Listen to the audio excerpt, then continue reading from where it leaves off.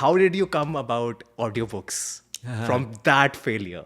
So I had just gotten fired again, right, from a Again? company. How many times did you get fired though? 4 times. I've been fired 4 times. This was the 3rd time. And I was working for a company called Empathics, and I was their head of sales, a small telecom company. They make voicemail systems.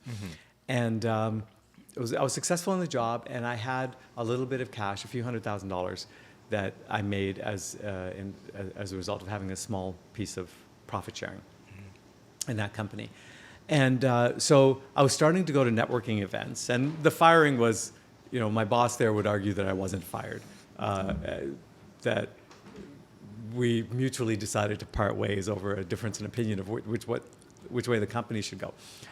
Anyway, so I was kind of working part-time and kind of looking at networking opportunities. And I went to this Indian networking event put on by an organization called SAPNA, South Asian Professionals Networking Association. I've heard about that. Yeah, so I don't think it exists now, but it was great back then. This is around 2000. Okay. And I went to this conference, and I was falling asleep in the back seat, wondering why I hadn't been asked to speak at the conference and why I was attending. Anyway, my eyes closed. I heard a voice of somebody saying, I went to Cornell University, and I'm a figure skater, and I want to talk to you about entrepreneurship. I opened my eyes because I went to Cornell, and it was a white guy at a brown conference talking about what he had done in business. And afterwards, I went up and talked to him, and I said, oh, look, it sounds like you want to start a business. I have a little bit of money. Do you have any ideas? And his first idea... This was in which year? This was 2002. 2002, okay. And so, and I just finished, also during this time, I tried to become a professional poker player. I tried to get into film production. I was experimenting with things of what I want to do next. And so this guy gave me an idea for a video game device that would let kids exercise while they used it. So basically, he predicted the Nintendo Wii. Okay. And I said, that's a dumb idea because some big company, Sony or Nintendo or somebody's going to do something like this. You're never going to be able to get into it. Do you have any other ideas?